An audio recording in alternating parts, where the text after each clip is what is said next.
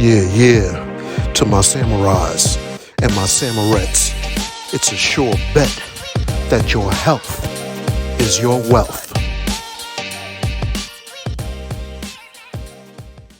Hi, I'm Dr. Isaac Alexis from the Slim Samurai Media Group 84, helping you to slash through sickness and offering you a slice of health and wellness. Today's topic is nutrition. Doc, should I avoid fats forever? Doctor, should I avoid fats forever? Before I begin, my Samurai Samurettes, don't forget to smash the subscribe, click on the notification bell, like, comment, send to 25 of your friends. Let's begin. Now, I get this question all the time. Dr. Alexis, I got a very important question.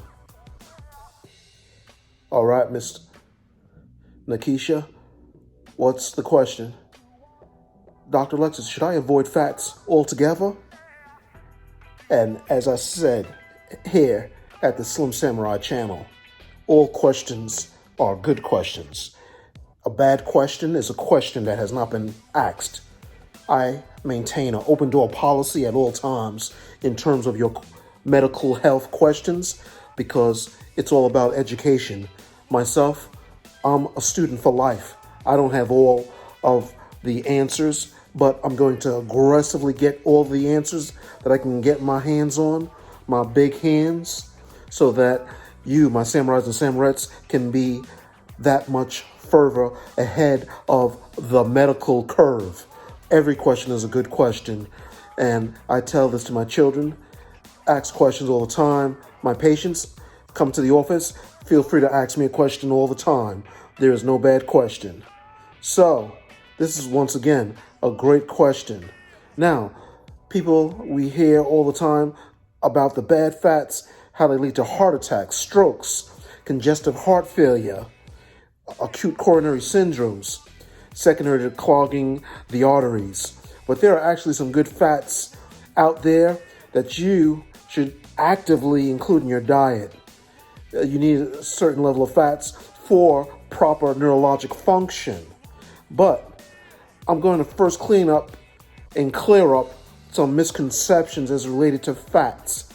Now, as always, the bad boys always seem to get all the attention while the good guy sits dead last on the back burner and hardly gets noticed. Well, the same thing goes for the fats. We hear all the time about the bad boy of fats like trans fats, saturated fats, that of course raise the LDL cholesterol, which is the bad cholesterol. These trans fats are the ones that will increase your risk of coronary artery disease, increase your risk of myocardial infarctions, known as, in layman terms, heart attacks.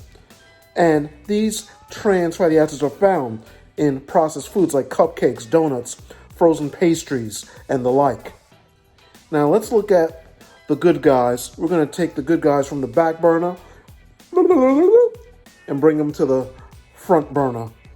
Now, specifically, we're going to look at monounsaturated, polyunsaturated fats. And we're going to look specifically at one food that I include in my diet that has both monounsaturated and polyunsaturated fats. And that is avocados. Avocados contain good fats.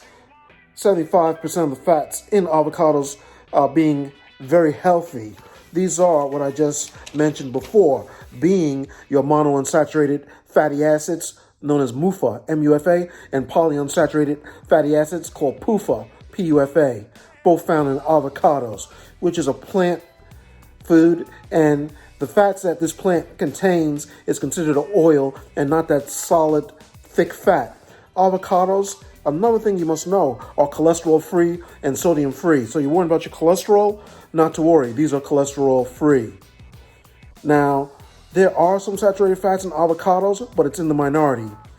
As always, as I speak in all of my videos, eat everything in moderation. Now, each serving, let's look back at guacamole, which is the avocado. Each serving of it has 8 grams of monounsaturated fats, which lower cholesterol. Olive oil, fat olive oil is another monounsaturated fat example. Each serving of guacamole, which is comprised of avocado, has 6 grams of fiber. Why is fiber important? Well, fiber regulates blood sugar, can lower cholesterol. And at 6 grams of fiber, that's 24% of the recommended daily intake in avocados. Also, avocados contain 78 micrograms of folate, which is 20% of the daily recommended value. Avocados also have 13 milligrams vitamin C, or 22% of the daily value. Vitamin C helping in terms of hemodynamic regulation, helping absorb that iron, hemoglobin, and I reviewed that as well in my prior video module series. Now, one thing to note, if you're going to get guacamole, don't get it with partially hydrogenated oils. These partially hydrogenated oils, for instance, are found in shortenings or soft margarines. Partially hydrogenated oils are bad. Why, you may ask, my samurais and samurettes? Great question. Partially hydrogenated oils increase the LDL cholesterol, which is a bad cholesterol, while lowering the HDL cholesterol, which is the good cholesterol. And when that happens, this is pro-inflammatory to the coronary arteries, increasing risk of myocardial infarctions or heart attacks. Now let's look a little bit more into partially hydrogenated oils. Now, food companies typically use hydrogenated oils to save on money and to preserve shelf life. Hydrogenation, I want to go over that process with you. Hydrogenation is a process in which a liquid unsaturated fat is turned into a solid fat with the adding of a hydrogen atom.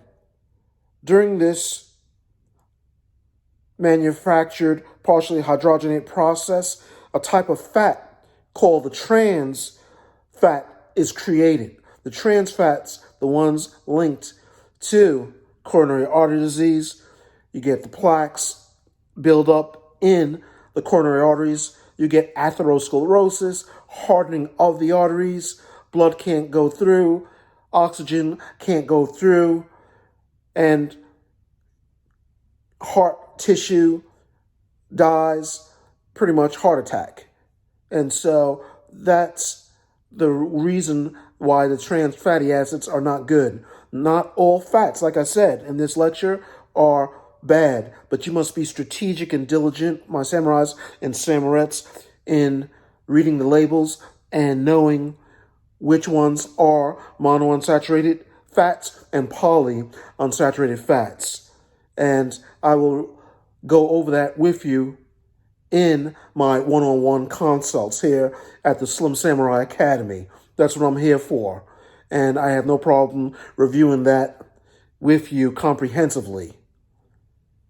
As always, know that not all fats are bad fats. There are some good fats. You need some of these fats. They help regulate the neurologic system. Our nerve cells are coated with various fats, and that helps optimize the neuronal circuitry in the brain and spinal cord. So you need these very critically essential fats. Not all fats are bad fats. And I wanted to review that with you today. In my next series, we're going to talk about carbohydrates. And it's a very critical video that you must watch.